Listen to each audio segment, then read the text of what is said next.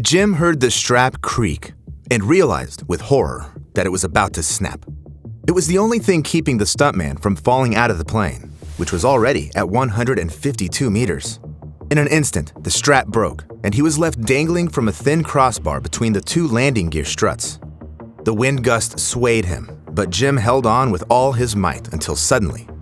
What happened next can be seen in the footage from the camera mounted on the wing. Today, I've compiled 11 shocking fatal cases caught on video for you. Keep watching to find out if stuntman Jim managed to hang on and avoid a lethal fall, and where the most catastrophic accidentally captured tragedy occurred. As always, viewer discretion is advised. On January 27, 2023, 34-year-old Daniel Miller was surveying the Wairau Valley area in Auckland, which had been hit by a flood. That day, the northern regions of New Zealand's North Island were struck by a hailstorm.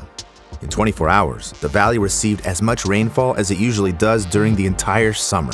People were trying to protect their homes while Daniel focused on helping others. He was also live streaming on Facebook. In the video, he was about to check if the residents of one of the flooded houses were okay. Somebody was telling me to go up and check on the people in this house. When suddenly, the camera fell into the water, showing only the fast-moving current. Then, the stream cut off. As he made his way through the water, Daniel fell into an open manhole and was swept into the sewer.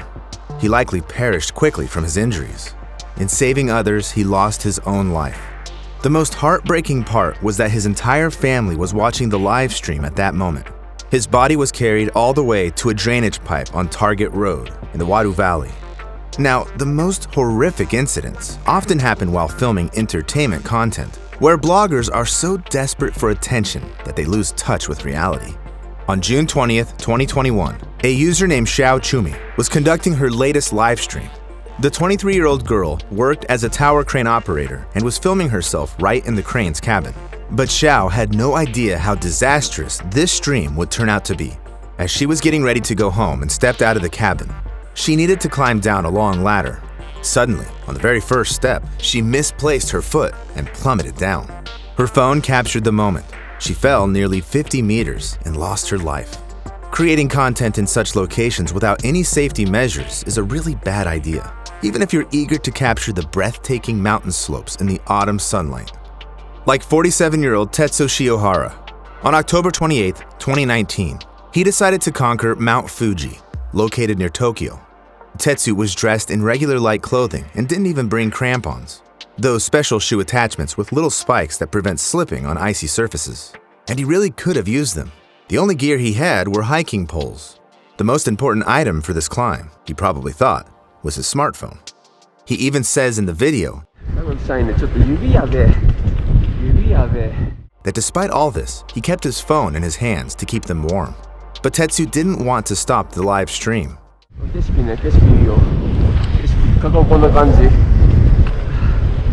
He was almost at the peak and was showing viewers the landscape from 3,776 meters. However, literally right after saying this, he lost his balance on the slippery slope and screamed. Tetsu fell from the rocky, snowy slope, but still didn't stop the live stream. He could have let go of the smartphone and stuck his pole into the ground to save himself. Unfortunately, that wasn't the case. His body was captured on video, yet I can't show you those clips, so I've recreated them in animation. In the final chilling shot of the live stream, you see Tetsu frozen mid-fall. If you want to see the full recording, I'll leave a link below. Viewers immediately started calling the police and rescuers.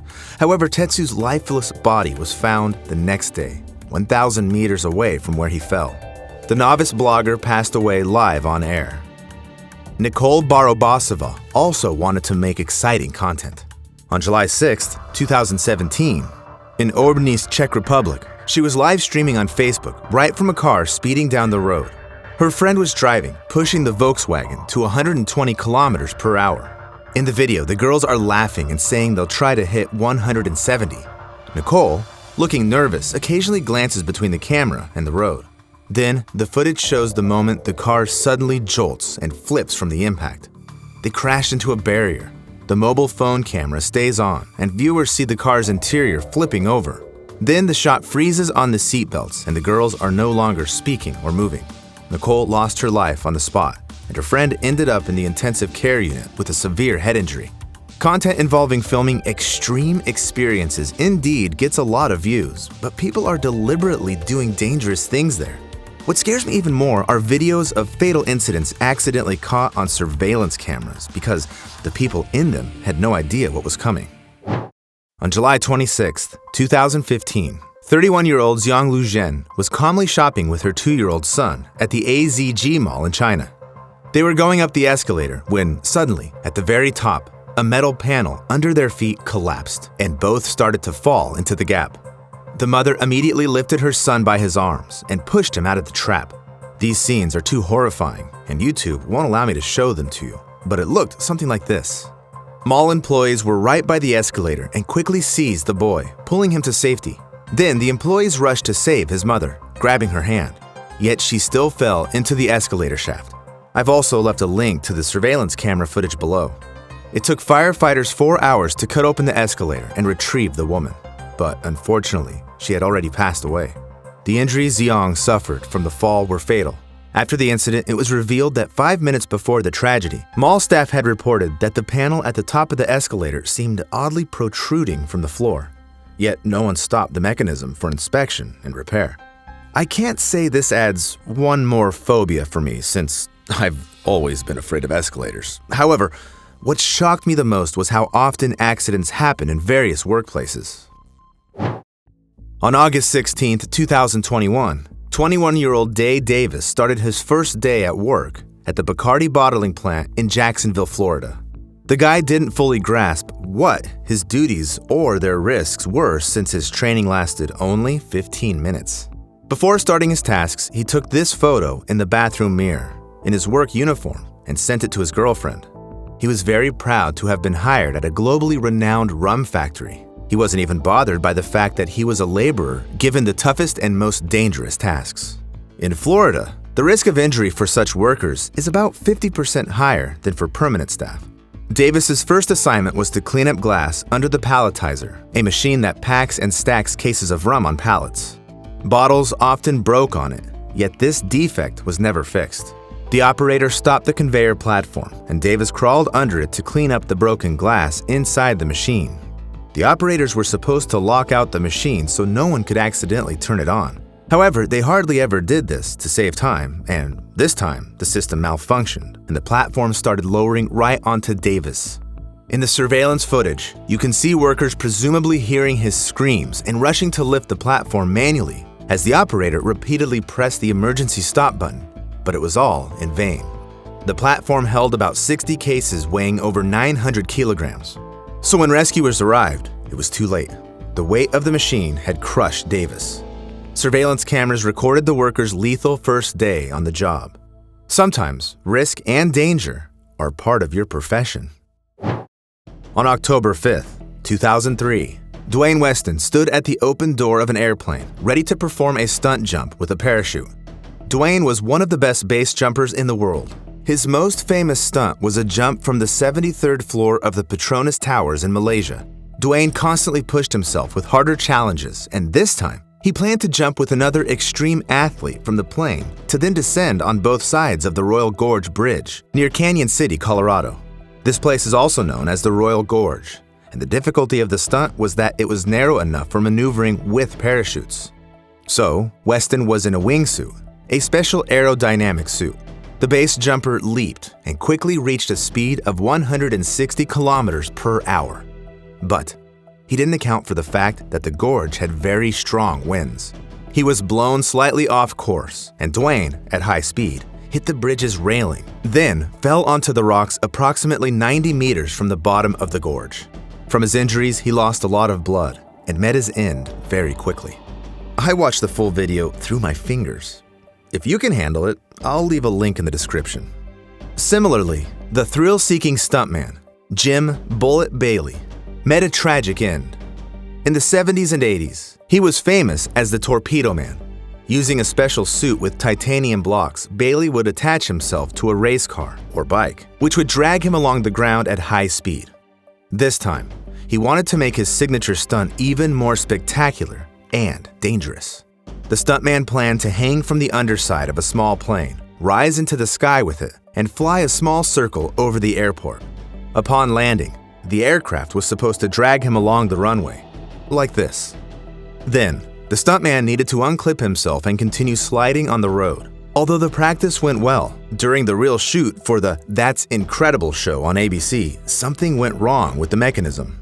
Bailey was suspended from the single-engine Baylanka by a strap, and when the plane gained altitude, the harness suddenly snapped.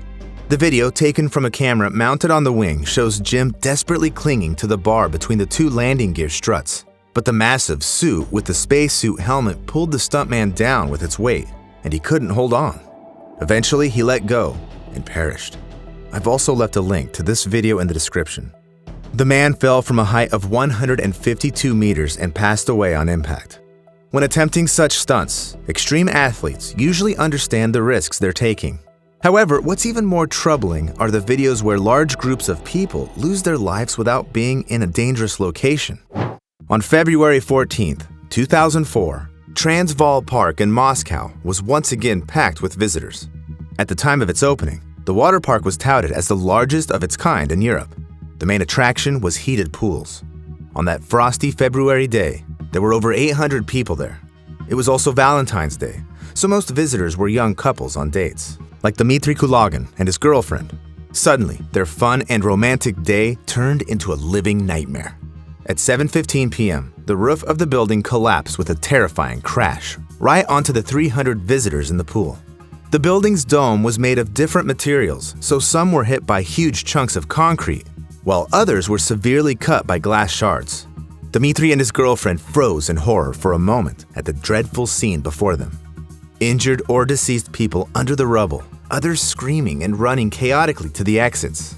Dmitry then heard a loud noise, followed by one of the building's columns beginning to fall, dragging down the rest of the structure. In the video, you can see people in their swimsuits running through the snow and ice to escape the tragedy, while rescuers help those who can't walk. The architect, Nodar Konchili, who designed the water park, claimed that terrorists caused the tragedy. In reality, though, the fault lay in the complex design errors due to his gross miscalculations. Dmitry and his girlfriend managed to escape, but not everyone was so lucky. 28 people, including 8 children, lost their lives under the rubble and from hypothermia, and 193 were injured.